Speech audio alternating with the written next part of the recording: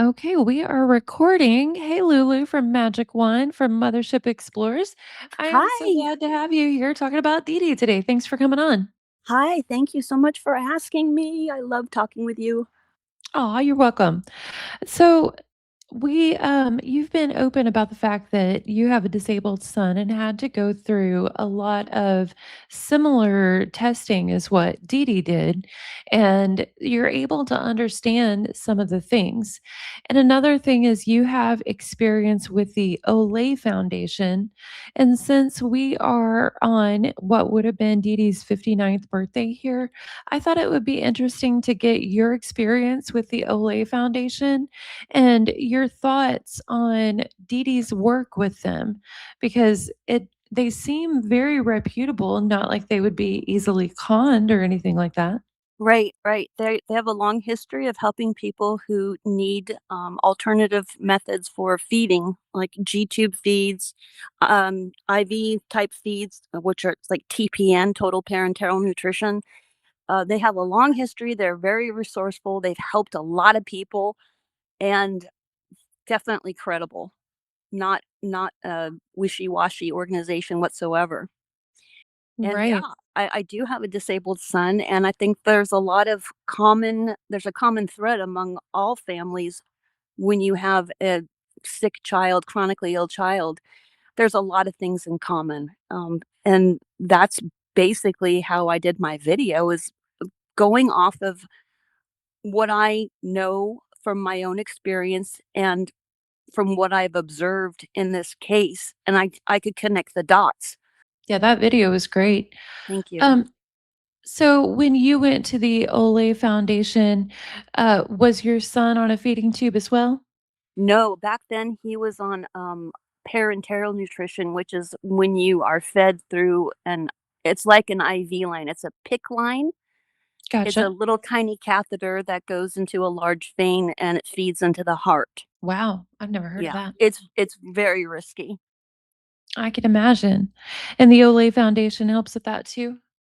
Yeah, not I you know, that type of feeding is a lot more rare than the G-tube feeds. G-tube feeds are fairly common. I mean, it's Right. in the grand scheme of things, they're a lot more common than, total parenteral nutrition, but, yeah, they do. They do have resources for people who are receiving that type of nutrition. Nice. So, can I ask, whenever you got involved with the Olay Foundation, what kind of documentation did you have to provide them about your son? Well, nothing. I never asked for anything from them. Um, Gotcha.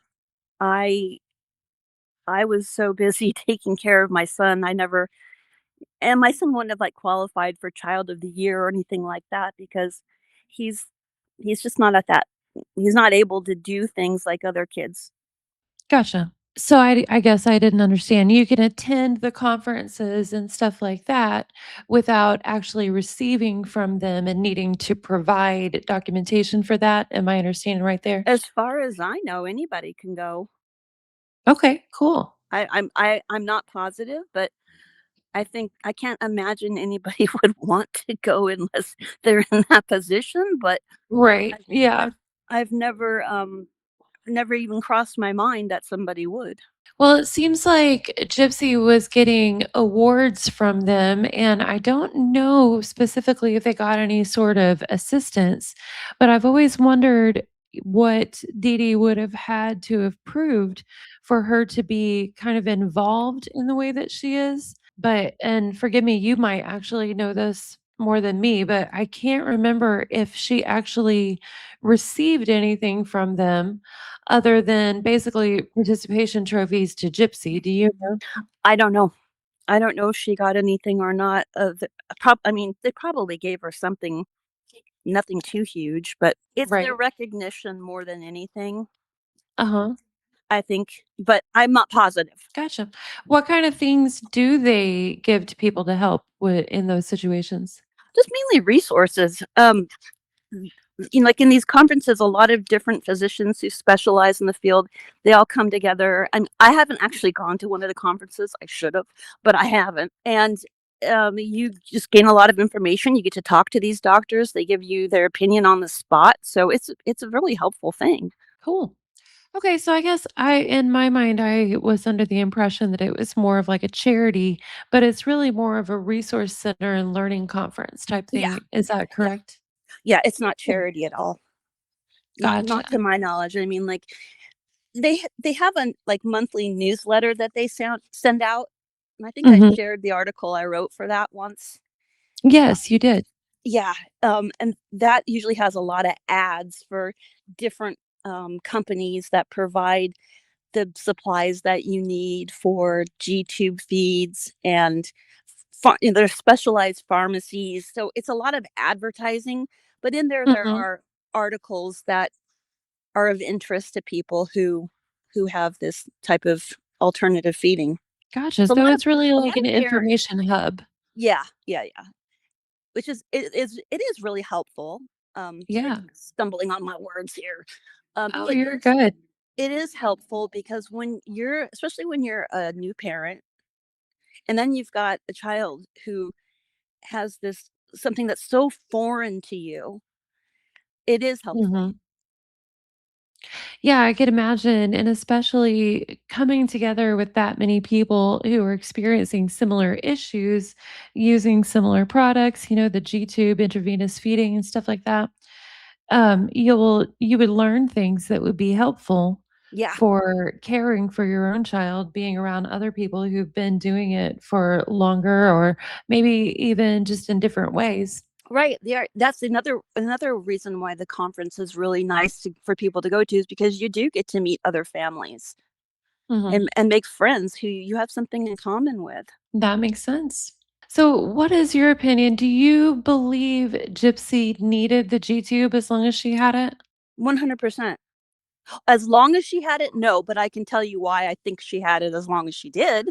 When when you have a child who has been so sick and nothing's working and they're 9 years old and 36 pounds and wasting away in front of you, and you think your child's going to die, something kind of snaps in you, and you'll do anything to save that child, anything. That makes sense.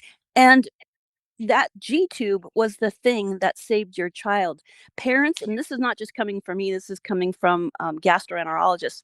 Parents are often very reluctant to get rid of that thing that saved their child.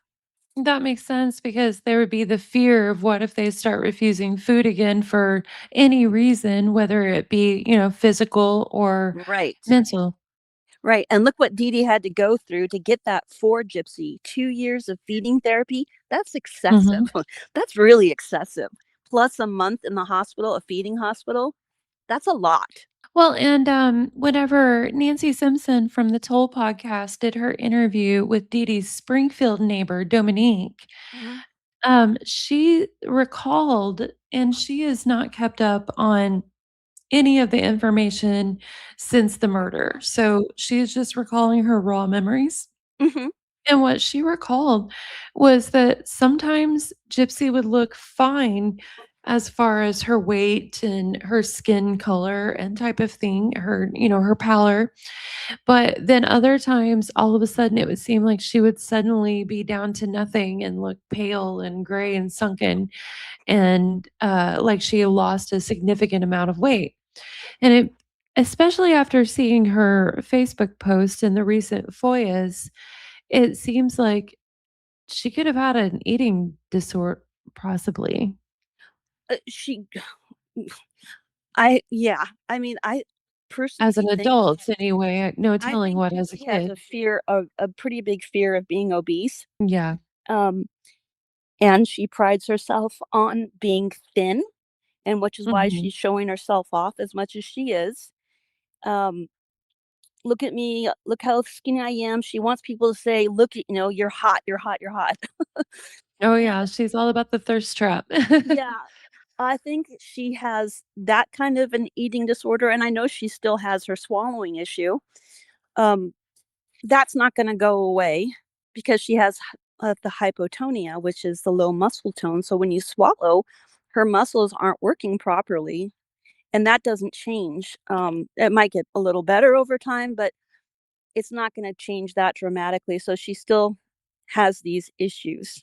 Well, I noticed it remember in I'm not sure if you watched all of the Life After Lockup episodes. I did to recap them on my channel.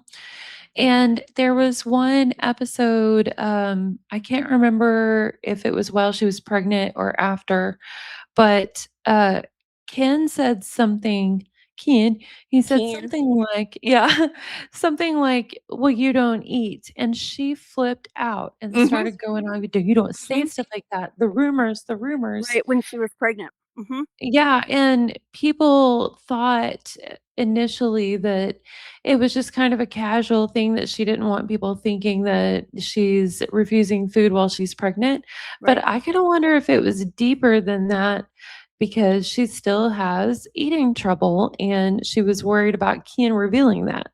Yeah, probably. I would say that's correct. And I mean, I get that there's the argument out there, and I do absolutely get it, that it is factual that she went into prison and she gained weight without the feeding tube. Mhm. She was eating But flesh. like you yeah. But like you said, it also makes sense why Dee Dee would have been afraid to have it taken out even as Gypsy got older, especially if, as Dominique said, she was suddenly losing vast amounts of weight and then gaining it back. Right. Well, and one thing I wanted to point out is that we know that she has this micro deletion, right? But we don't Mhm. know all about it. And one of the things we don't know, it could be that she goes through phases of not being well and being well. Yeah. We don't That know. would make sense. It's Yeah, it's we know so little about it in comparison to other disorders because it's so rare. And the fact is, unless it's a public demand for information, unless there's a great need, they don't focus on it. So what they know about it isn't that much. right. That does make sense, and also if she has, some, quite a lot of food aversions, in prison, her she would have been very limited in her choices and able to really easily just eat the same thing all the time if there was one thing that she liked, kinda like what she did with Dee Dee, Hmm. and on the outside, it wouldn't be so easy to do that and keep the problems hidden. Right, right. Um, yeah, for sure. I know that in prison that she wasn't eating healthful foods, and that's not. I can't imagine that they're actually offering really healthy stuff. From what I've heard, it's pretty awful. Right. And that's probably why she's stuck to things like probably really high carb, like top ramen stuff. That would make sense, yeah. Well, we know she loves her royal mashed potatoes. Yeah, really. I Well, think they can get instant I heard she potatoes. was making quote mashed potatoes from potato chips. Oh, gross. Yeah. I think that's a thing in prison. Mm-hmm.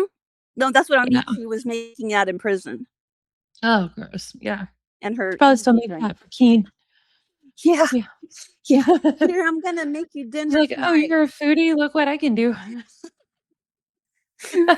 Takes creative cooking to a whole new level. Ugh. Yeah, gross.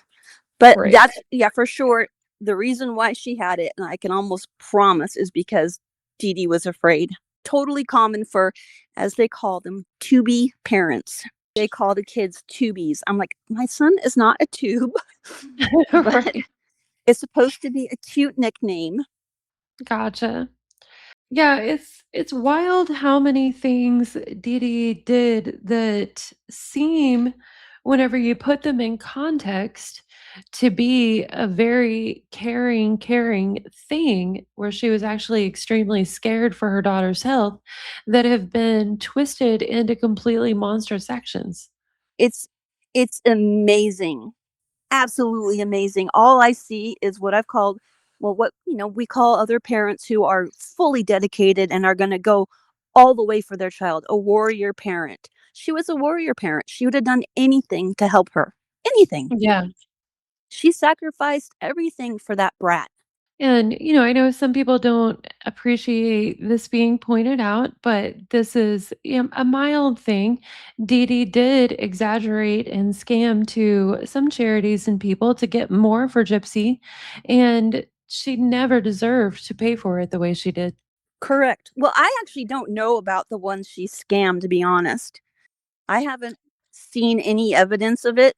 Um, There were neighbors, after the murder who gave an interview, and they talked about how confused they felt because Dee Dee had just recently told them that she needed money for a bill that she didn't know how she was gonna make it. I can't remember what the bill was, and they were shocked to learn after her death that she had thousands of dollars of cash in there, and I believe she'd asked a church to cover a bill too right then.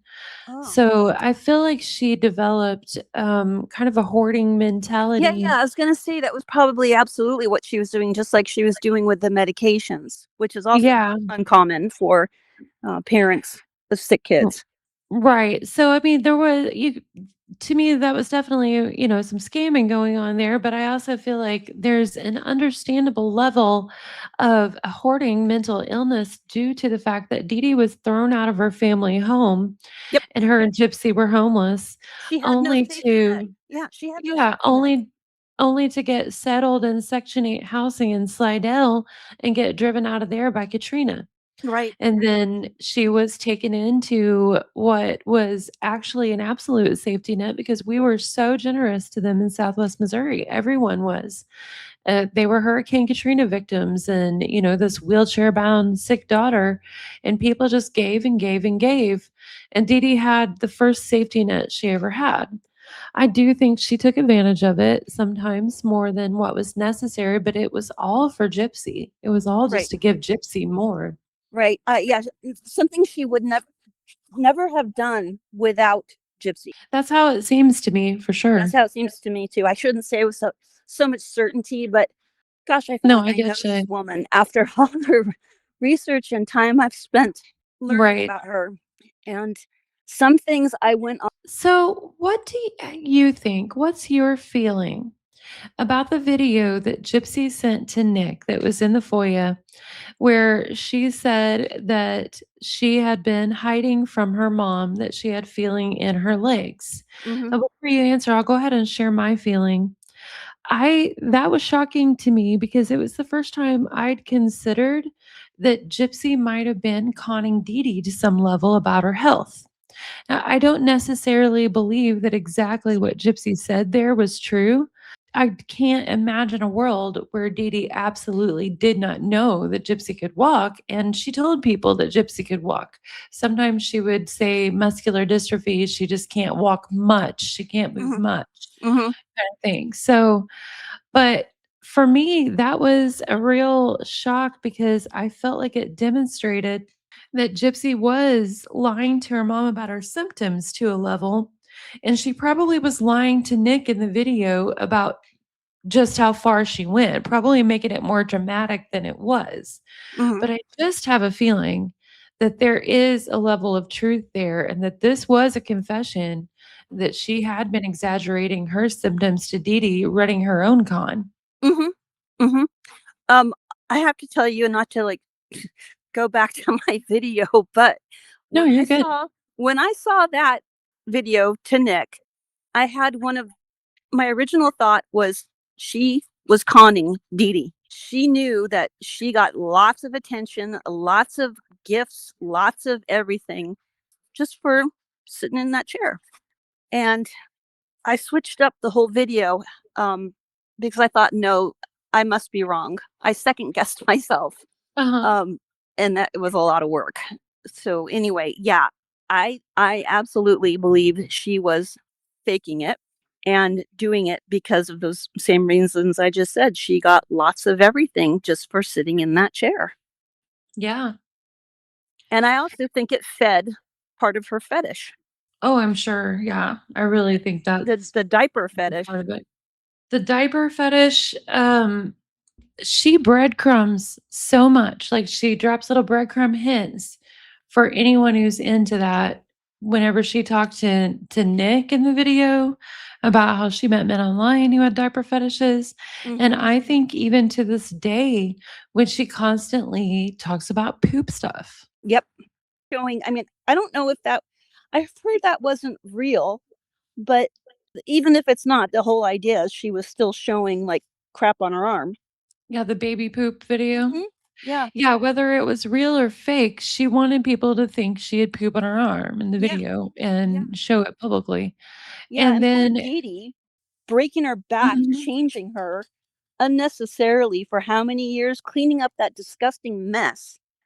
And apparently having to watch poop towels because she said in her Yeah. rage bait with Natalie Reynolds after she did her whole "I ate my own mom," and then she Yes. said she liked to wipe her poop butt with bath towels instead of toilet paper. Yeah. Whenever Yeah. she got backlash, she said, "Oh, it was when I was with the kids," so that means Dee Dee had to wash those. Yeah. Or throw them away. Yeah.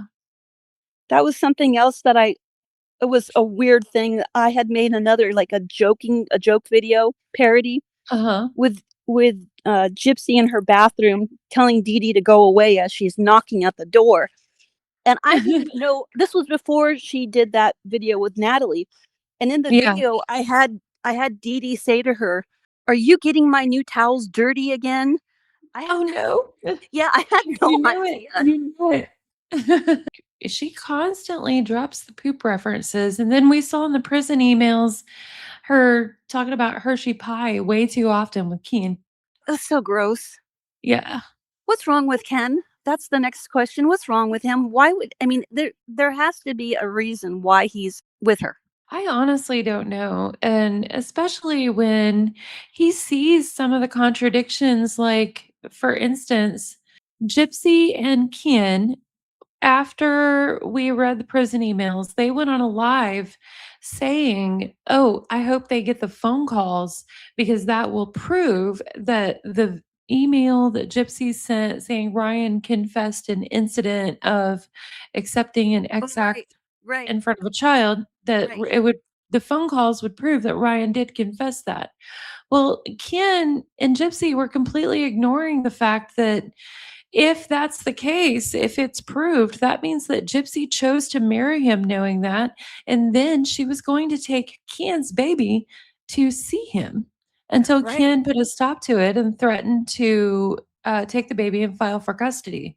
I Right. don't understand what has broken his brain that with that kind of thing where he literally has to put his foot down and make threats like that to prevent her from taking his baby to see someone that they both agree they believe is a PDF, then why does he stay?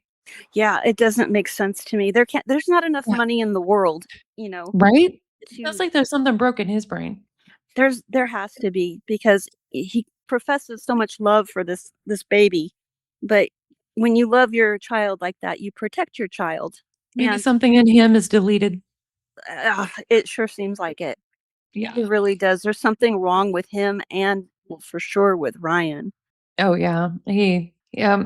I feel like most people just give him all the grace that they could, and he just kept showing scuzzy behavior. Even in recent times, something that's been pretty much forgot now. There was one time when he was doing live battles on TikTok. Mhm. I'm not sure if you saw this. And a woman in Syria looked like she was living in very third world Oh, conditions. yeah, yeah, yeah.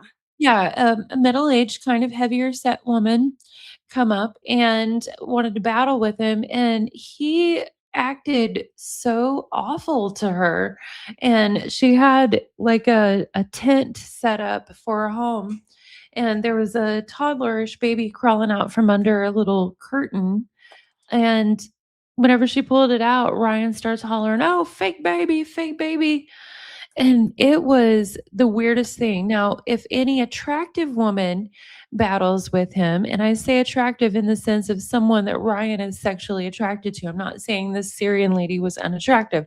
I'm saying Right, she was someone that Ryan would not be sexually attracted to. When right. a woman comes up who is someone that Ryan is sexually attracted to, it's so obvious on his face. He gets, what they call boner eyes, and he'll just be, oh, so sweet as pie, but anyone who is someone that he's not sexually attracted to, he treats like dirt on his shoe. I think he's a real misogynist, and I've said this in videos before. I think Ryan is the kind of misogynist to where he can only love a woman who killed another woman. Oh, interesting. I can see a misogynist getting down with that. Yeah, oh, that's a really interesting theory. I hadn't thought about that. Huh. Yeah, Yeah, he's and he's very stuck on her too. I gotta say, after his live the his paid event, I went from disliking him to really disliking him. I haven't seen any of it. Was it bad? I I considered mean, I it bad. assume it would be, I but mean, he just really proved that he's a narcissist and a liar. And I hate using that word narcissist because it's so overused, but mhm. he really is.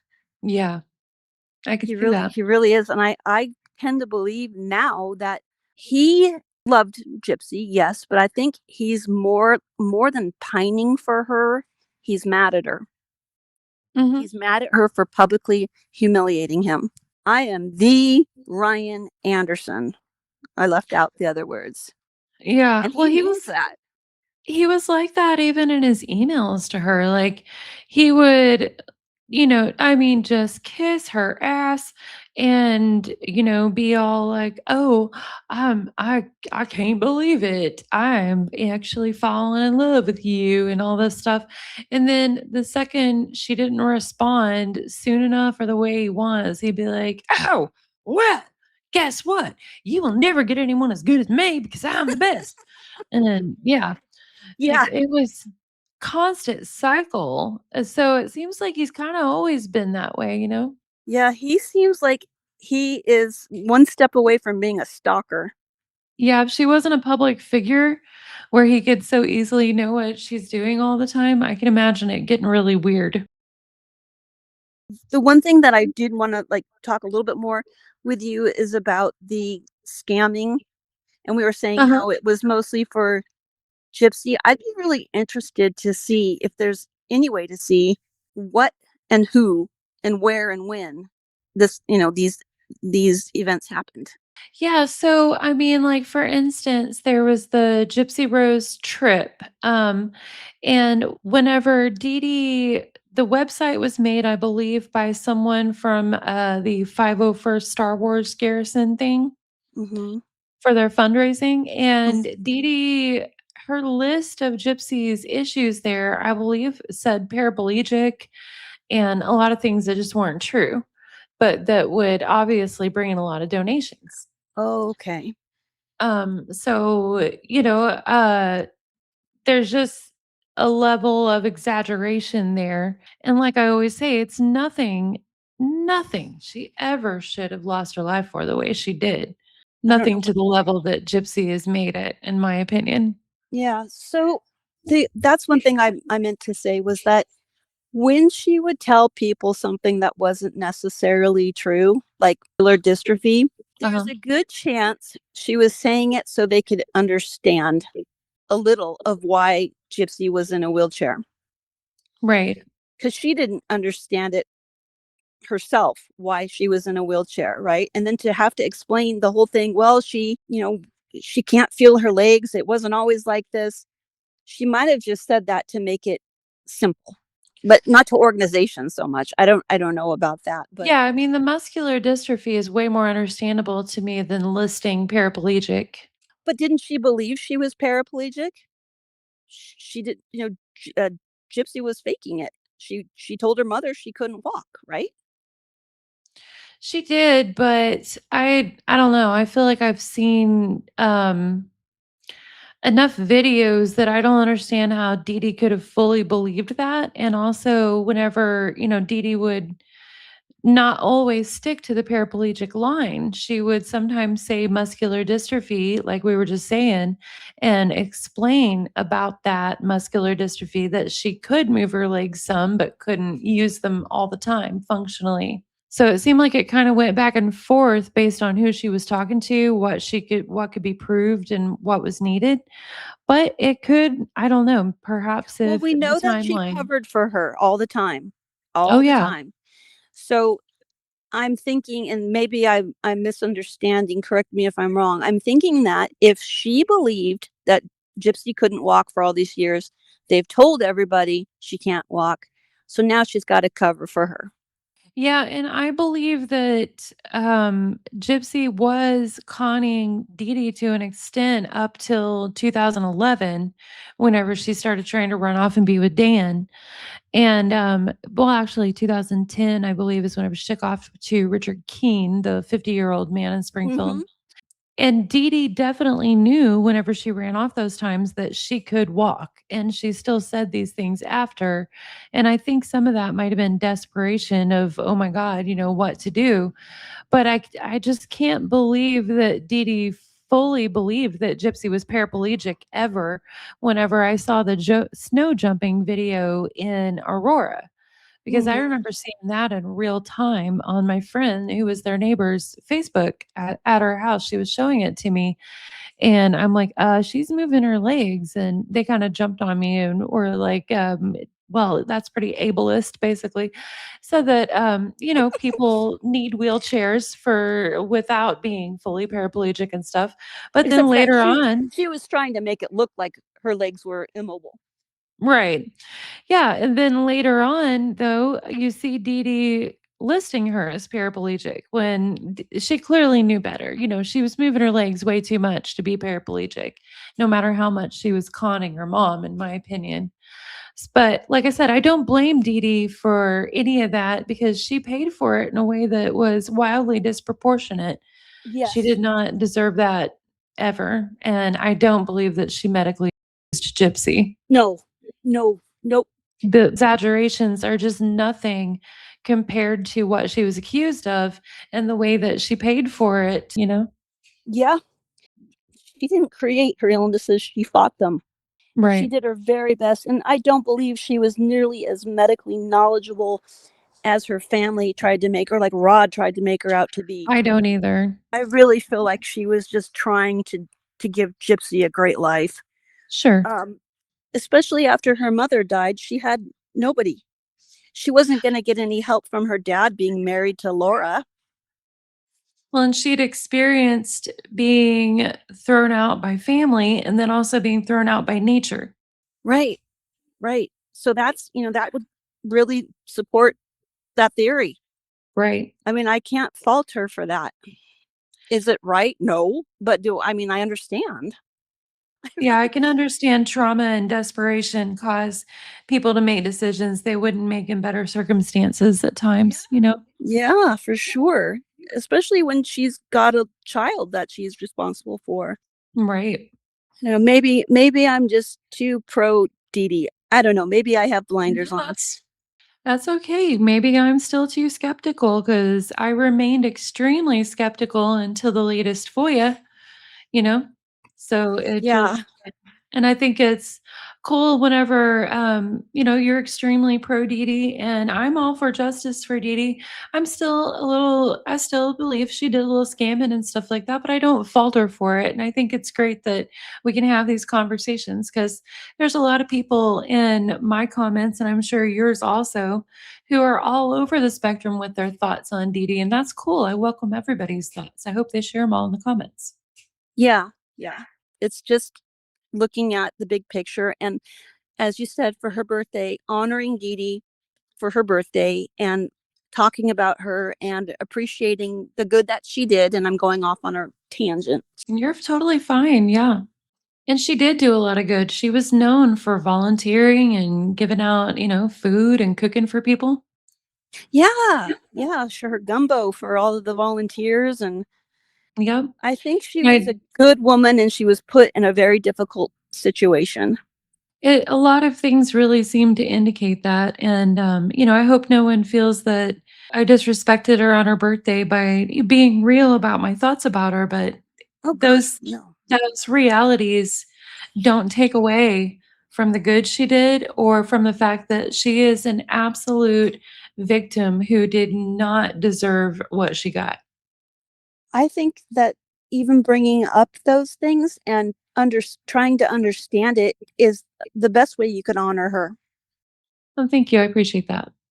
Well, we'll go ahead and wind down here. Thank you so much for hanging out. Any final thoughts? Nope, nope, that's it. Good timing. Dog found the squeaky ball, so perfect timing. There we go. All right. Well, I will hit end. Thank you so much. Hey, little bee. Hey, little bee.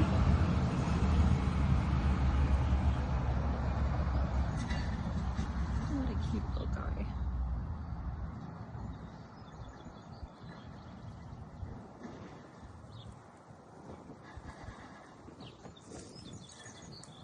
I don't know what that is. Oh, hey, bee. Another bumblebee.